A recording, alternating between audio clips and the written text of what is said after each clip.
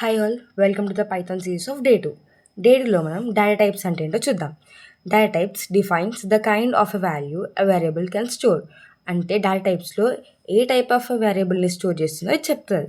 So categories of data type. So ఇక్కడ మనకి numeric, sequence, set, mapping, boolean, binary, none type.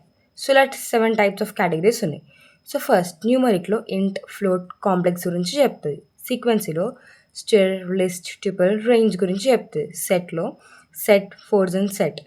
మ్యాపింగ్లో dict, బులెన్లో bool, బైనరీలో bytes, byte array, and none టైప్లో none type.